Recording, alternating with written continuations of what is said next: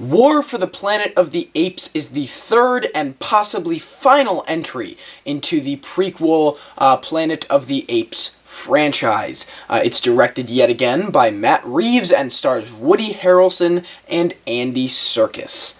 So, I have a lot I want to say about this movie for many different reasons. This was very high up on my most anticipated movies of this year list. It might have been number 2, I don't remember. But I was incredibly excited to see this movie. I love the first two. They continued to shock people over the years that they were released, because nobody really thought that these could work after the rebooted Planet of the Apes movie in 2001. But they were great, and so I was pumped for this movie.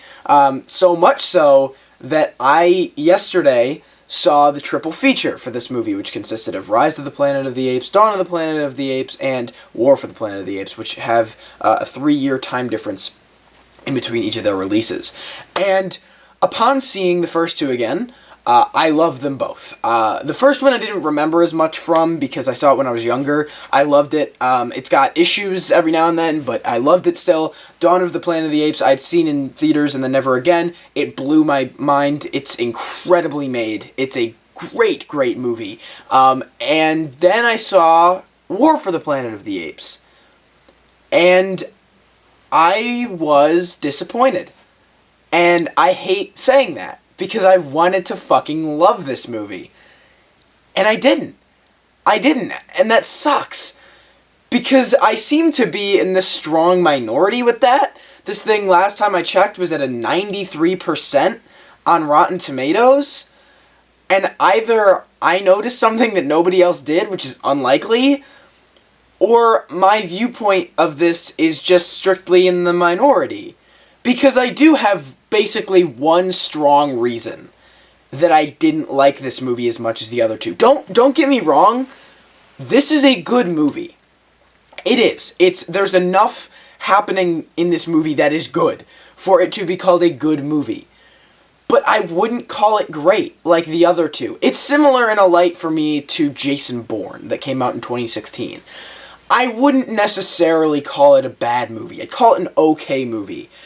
I call it disappointing in the light of the other 3 Matt Damon Bourne films, to where it doesn't hold up to their standards.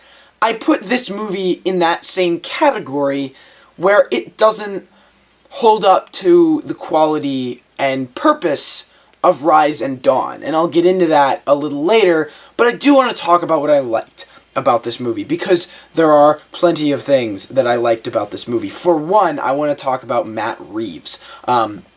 Before this film, he directed Cloverfield, he directed a horror film called Let Me In, and he directed Dawn of the Planet of the Apes. I've not seen Let Me In, and Cloverfield is a found footage movie, so I don't know how much you can actually do there with direction, but Dawn of the Planet of the Apes is beautifully directed, and so is this movie. He is a great director. These two movies showcase that incredibly.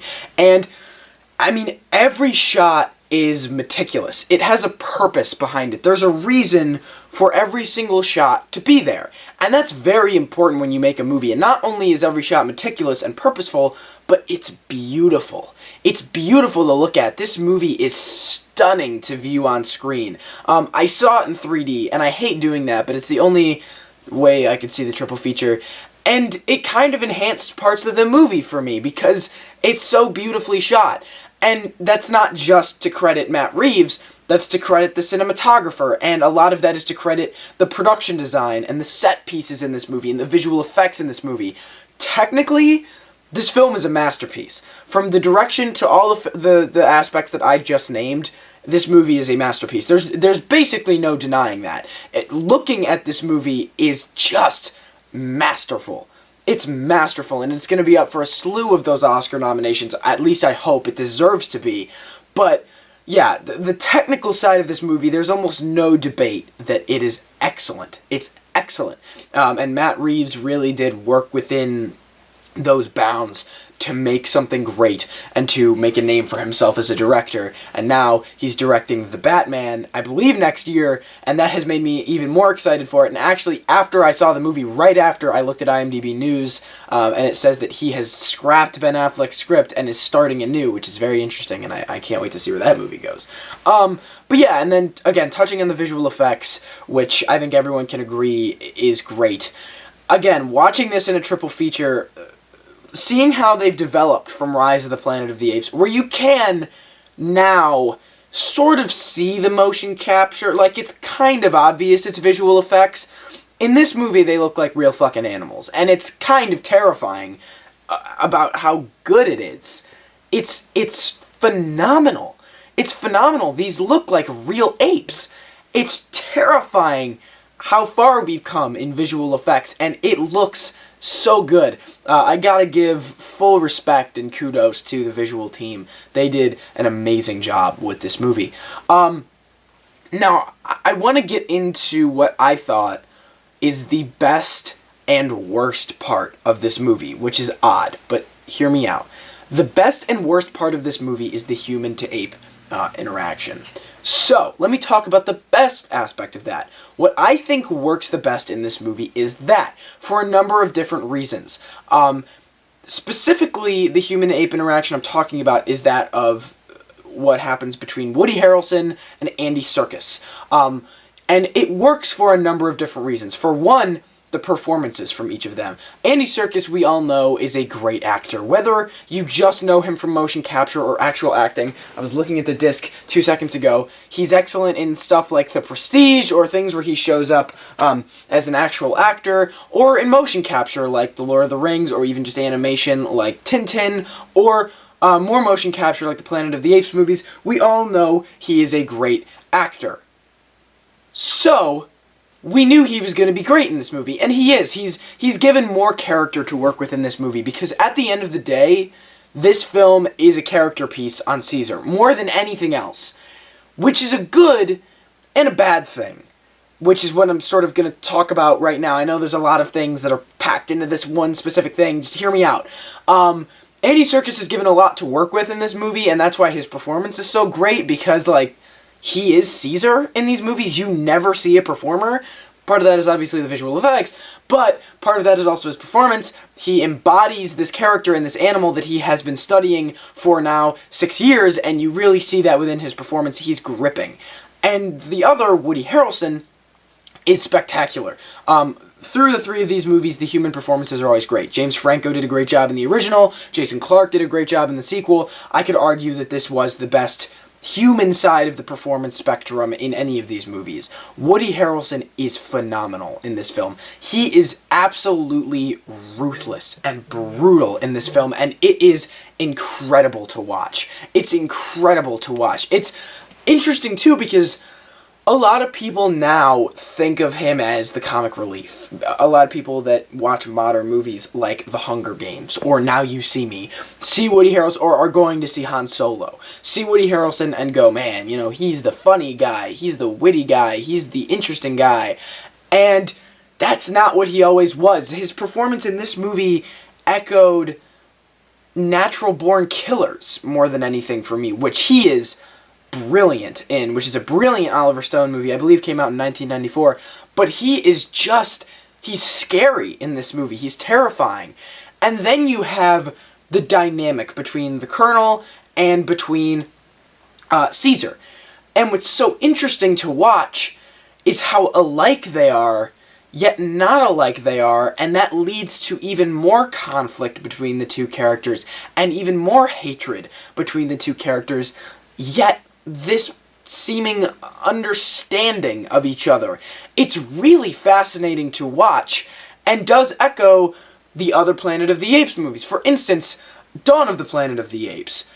The most interesting part of that film to watch for me was the dynamic between human and apes. You have Caesar and Jason Clarke, who understand each other and get why each of them are doing what they're doing, but then you have Gary Oldman and Caesar, where Gary Oldman is doing things specifically for the human race and is almost incapable of looking at a perspective outside of that. And so when you have all three of these characters put in a situation together, you're on the edge of your seat waiting to see the outcome. That appears a couple times in this movie between Woody Harrelson and Andy Serkis. But the huge problem I have with the storyline of this movie that truly holds this thing back from being as good as the other two is the lack of that in this movie. Yes, when Woody Harrelson and Andy Serkis are on screen together, I believe those are the best scenes of the film.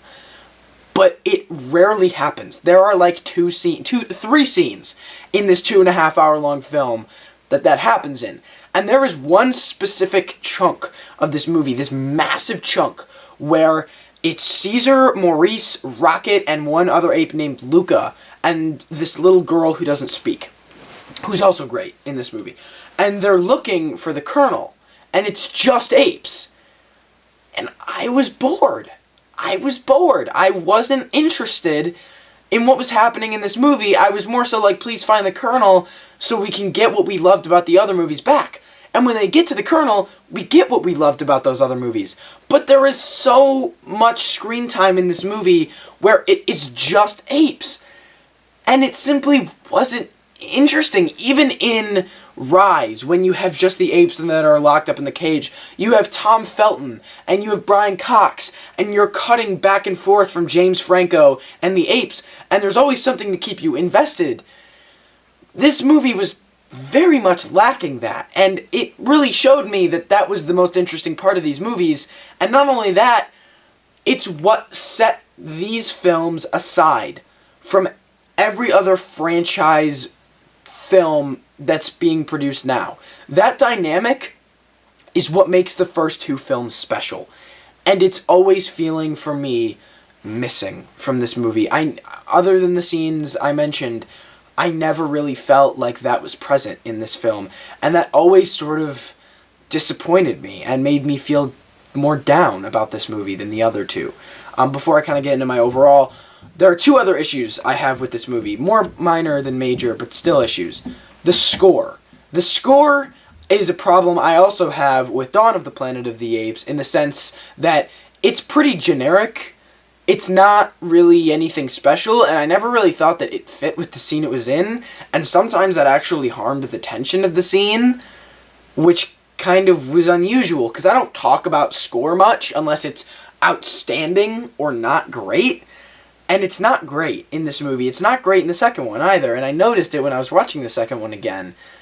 I don't know, it was sort of bland for me. The score was never really like, this is original, this is something we've never heard before, and it's adding to the scene. I never said that. I always kind of said, yeah, you know, it's kind of bland, and it's not really doing much for me, and it's not adding to the tension, which music should be, especially in a movie like this, which is very intense, and very riveting. It really should be riveting and intense, and I always kind of felt like it really wasn't, which sucks.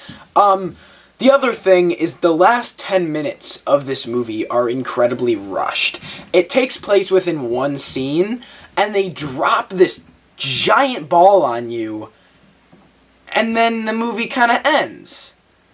And it's a huge, huge thing that needed way more development and screen time than it was given. It just happens. And I was kind of sitting there like, wait, they're actually gonna do this and not do anything with it, because I checked the time on my phone and I was like, this thing is ending. There's no way they're about to do this with the amount of screen time they have left, and they do it. And then the movie just ends. And it's so rushed and unnatural feeling and displaced to the point where I was like, I don't even think you needed to do that. And if you were gonna do it, you gotta allocate more screen time to that. Because it's a huge deal. When you see the movie, I think you'll know what I'm talking about, and I have to assume that you'll feel the same way. Because I thought it was absolutely rushed and just out of nowhere, and kind of like, that was, in a way, pointless. I don't know, I guess it was just trying to wrap everything up, but I don't know, it didn't feel right to me. People might be expecting me to talk about Steve Zahn's character in this movie, which is Bad Ape. I'm mixed on him. He's supposed to be the comic relief in this movie, and I felt like we didn't need comic relief in these movies. There are parts in the other two which are funny because they're written that way, but I never felt as though there needed to be levity in these movies because they're very dark. The second one is literally this post-apocalyptic world where there's almost no hope left, but there are still little moments of levity. I didn't feel that it was necessary to have an entire character for comic relief, but aside from that, he does have jokes that work, but he also has times where he's just feeling repetitive and like he's not necessary right now, and his jokes are just the same thing that they've been the entire movie. So I don't know, I was a mixed bag on that character. I guess I know some people are gonna like him, I know some people won't, but he was fine. So overall, this is a good movie. It is. There's enough in it for me to call it a good movie, but in the sense of the other two films, it's disappointing in the fact that I never felt like it was elevated enough to being great. I felt there was too much holding this film back from being a great one. And that's really sad to me, because I really wanted this film to be great, but alas, I never felt like it was. Check it out. It's the ending of a great trilogy. You should see it, especially if you like the first two. Again, it's good, and I think most people will like it. I think people are probably going to like it more than I did. But I think some people are going to have the same issue I had with this movie. I think it's there, I think it's prevalent, and I think it truly is what makes this the weakest of the three movies, and watching the three of them in order really showed that for me. So, what did you guys think? Have you seen War for the Planet of the Apes? Have you not seen War for the Planet of the Apes? Did you like it? Did you not like it? Do you agree with me? Do you disagree with me? Let me know in the comments below. If you enjoyed, leave a like, subscribe. I hope you guys enjoyed, and I will see you all next time.